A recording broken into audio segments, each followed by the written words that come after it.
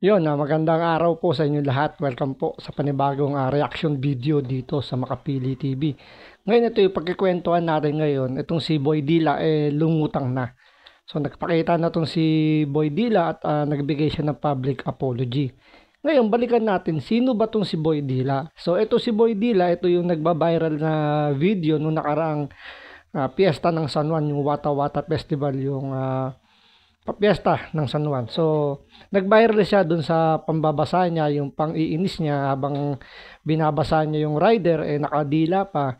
Tapos naglabas siya ng video niya na kumbaga, nagsasabi na yung rider na wag siyang basahin kasi nga may meeting pa raw siya pero hindi niya pinagbigyan at binasa pa rin niya. So, parang sinasabi niya, huwag kayong dadaan ng San Juan kapag June 24 kasi alam naman nila na piyesta ng San Juan at mababasa sila. So, doon nagkaroon ng samut-saring mga reaksyon. So, karamihan puro pambabash dito kay Boy Dila. Ngayon, dahil hindi na raw niya kinaya yung pagbabash, yung mga pagbabanta raw sa buhay niya. So, lumutang na to si Boy Dila. Kasabay nung panawagan din ng mayor ng San Juan, si Mayor Francis Zamora, na lumutang nga itong si Boy Dila. So, yun nga, lumutang na at nagbigay ng public apology. Pero, panoorin po natin itong balitan to para medyo magkaroon pa tayo ng medyo, kumbaga mas mahimay pa natin.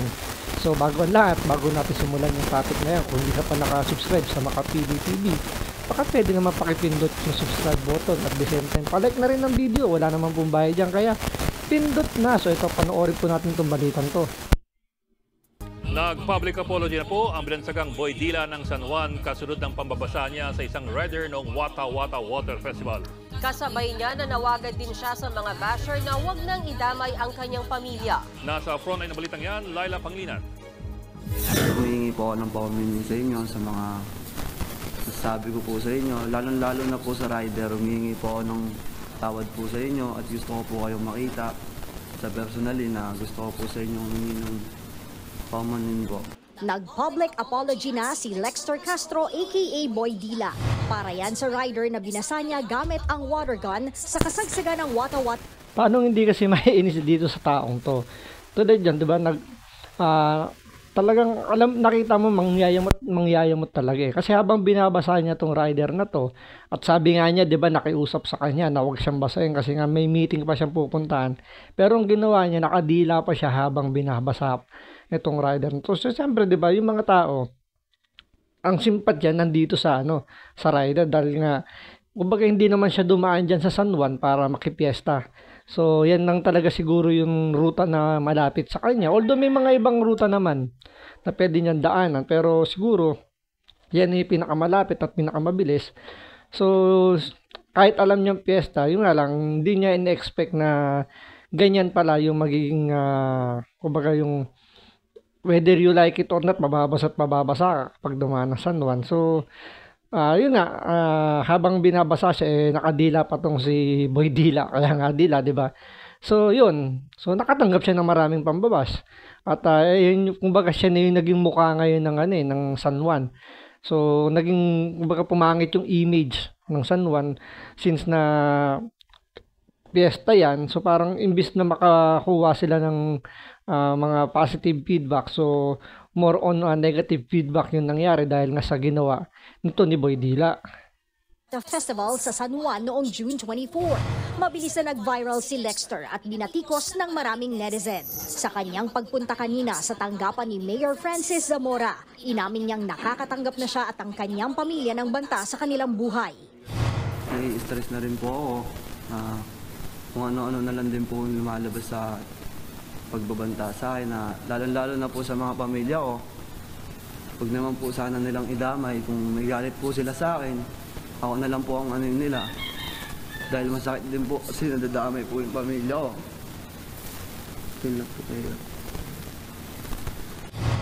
Ayon kay Mayor Zamora, kung ang pandidila at pambabasa ni Lexter gamit ang water gun ang pag-uusapan, wala raw itong nilabag na batas base sa ordinansa ng lungsod. Pero ibang usapan na raw kung magdedemanda ang nabasa niyang rider. Sakaling yung rider na binasa niya, nasira ang cellphone o di kaya ang laptop, pwede siyang kasuhan ng reckless imprudence resulting to damage to property. Pero depende ngayon yan kung yung rider na ito ay pumunta dito upang mag-file ng complaint. Unang nag-public So, yun lang magiging problema dyan. Kung itong rider na to magpapakita para mag-file ng kaso. Pero siyempre kasi kapag halimbawa lumutang siya, nag-file siya ng kaso dahil nga nag-viral tong si Boy Dila, pwedeng kumbaga parang dalawang mangyayari kay rider dyan. So, makakakuha siya ng simpatya dahil nga parang nakakuha siya ng ng hustisya. Pero pwede din siya makakakuha ng negative na na comment sa paglutang niya. So, kung ako tatanungin, much better, wag na lang. Wag na lang siyang lumutang para ipagpasa Diyos niya. Total, nag-public apology naman na tong si Boy Dila.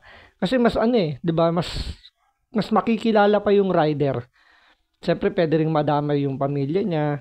Ganyan yung mangyayari sa kanya kay Boy Dila. So, pwedeng madamay pa. Alam niyo naman dito sa Pilipinas, napaka-toxic ng social media. So, kahit sabihin mong ikaw yung naargabyado, makakatanggap ka pa rin ng negative na feedback. So, yun lang, yung hindi magiging magandang hindi na magiging magandang mangyari dyan dahil nga, sabi nga ni Mayor Francis Zamora, kung yung video lang ang pagbabatayan is walang pwedeng ikaso or walang nilabag na ordinansa itong si Boy Dila unless kung may nasira. Ngayon, kung hindi naman nasira yung cellphone ni rider, so pwede niya na ipasa Diyos na lang yan. Kung parang baliwalain na lang niya.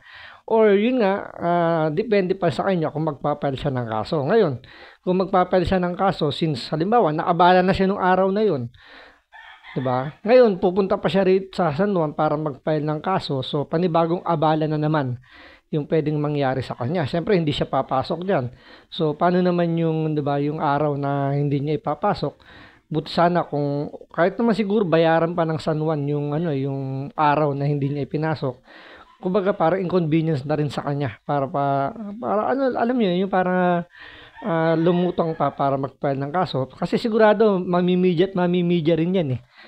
Hindi pwedeng hindi lalabas yan. Siyempre magpapamidya yan si Mayor. Siyempre dagdagan na yan publicity. 'Di ba? So good or bad publicity still publicity. Tandaan nyo, election na next year.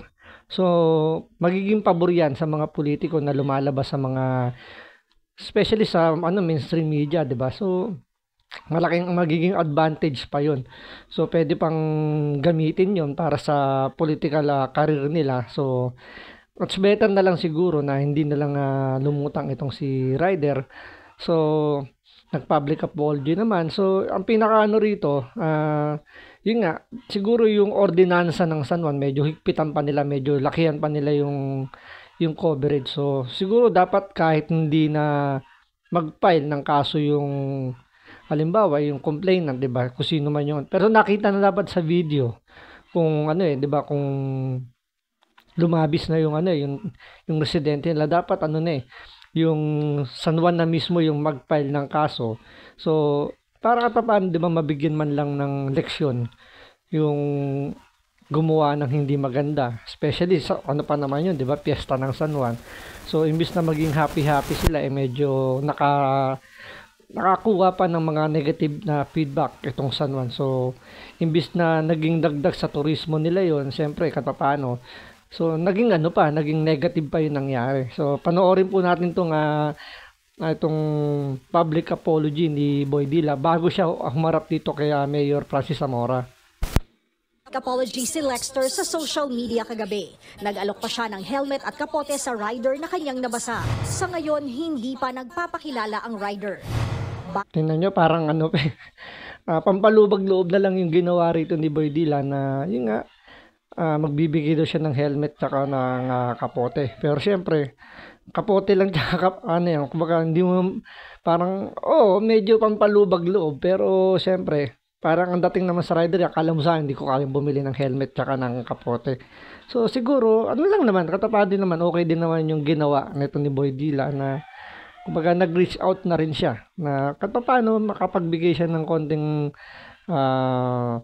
sabihin natin na pampalubag loob kahit paano siyempre kahit paano sigurado naman tayo na sumama yung loob ng rider na so Kato paano magiging connection na nila yon para makapagpatawaran sila. So, pero for sure naman medyo napatawad na rin naman siguro nung rider na yon dahil nga hindi naman na siya nagpapakita or wala na siyang yun nga, hindi nga siya wala na siguro siyang planong mag-file. So, pero ang pinaka rito kasi yung mga mas napeperwisyo after nung insidente na yun, itong mga delivery rider na nagdadala ng mga kung ano ng mga delivery parcel para kay Boy Dila. So ito yung nangyari yun. Bago ang pagharap ni Lexter, pinuntahan ng News 5 ang umano'y address niya na kumalat sa social media. Ilang araw na itong pinadadalhan ng kung ano-anong order na hindi naman binili ni Lexter. Inabutan pa namin ng isang delivery rider.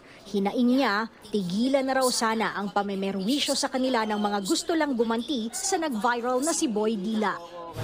Imbis na alas 5 po kami nakaka-out, inaabot kami ng 9:30, alas 10 para lang po dun sa gawa ng inventory report para maibalik po namin sa seller po uli yung... So yun, panawagan na lang sa mga wag naman sanang gamitin yung mga rider.